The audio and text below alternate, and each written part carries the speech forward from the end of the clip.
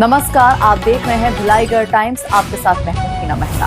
बढ़ते हैं आगे ताजा खबरों की ओर। मुख्यमंत्री विष्णुदेव साय की अध्यक्षता में आज मंत्रालय महानदी भवन में हुई मंत्री परिषद की बैठक में किसानों के हित में बड़ा निर्णय लिया गया।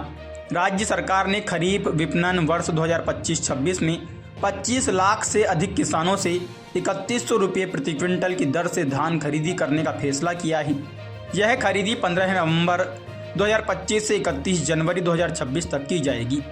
धान खरीदी में पारदर्शिता और वास्तविक किसानों को लाभ सुनिश्चित करने के लिए बायोमेट्रिक व्यवस्था लागू की जाएगी।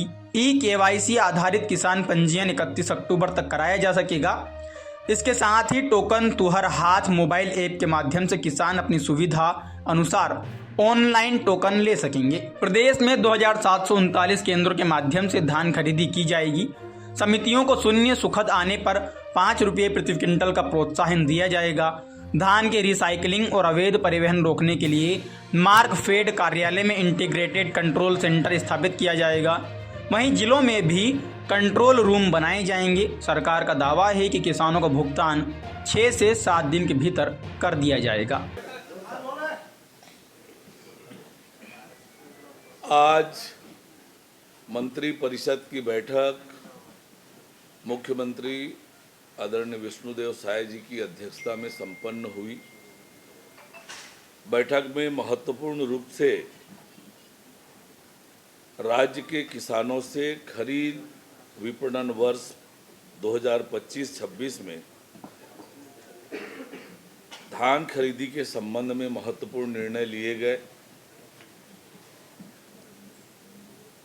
राज्य शासन के द्वारा खरीफ विपणन वर्ष 2025-26 में छत्तीसगढ़ प्रदेश के किसानों से 15 नवंबर 2025 से 31 जनवरी 2026 तक धान खरीदी करने का निर्णय लिया गया है।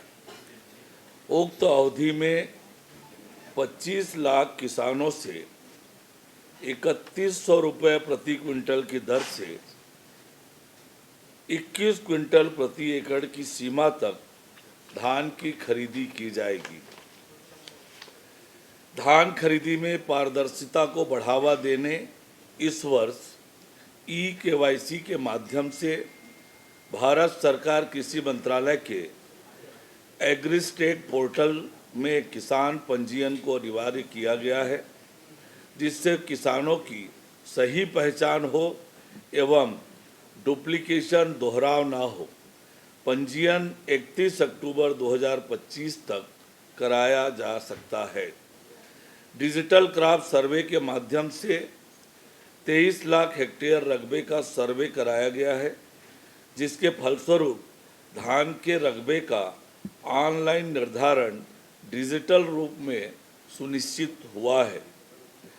प्रदेश के 20,000 ग्रामों में दिनांक 2 अक्टूबर से डिजिटल क्रॉप सर्वे एवं मैनुअल गिरदावली के डेटा को ग्राम सभा में पठन पाठन कराया जा रहा है। किसानों को बेहतर व्यवस्था सुनिश्चित किए जाने हेतु टोकन तुम्हार हाथ मोबाइल ऐप के माध्यम से ऑनलाइन टोकन की व्यवस्था की गई है, जिसके तहत किसान स्वयं अपनी सुविधा अनुसार दिनों में धान विक्रय किए जाने हेतु टोकन काट सकेंगे। वास्तविक किसानों से धान खरीदी सुनिश्चित करने हेतु बायोमेट्रिक आधारित धान की खरीदी की जाएगी।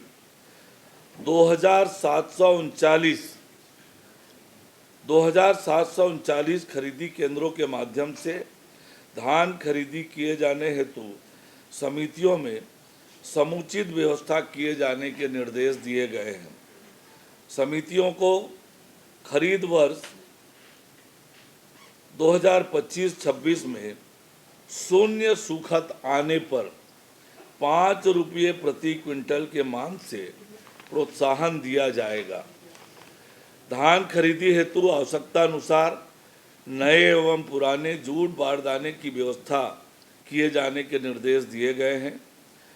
खाद्य विभाग भारत सरकार द्वारा खरीफ वर्ष 2025-26 हेतु केंद्रीय पूल में 73 लाख मीट्रिक टन चावल का लक्ष्य दिया गया है।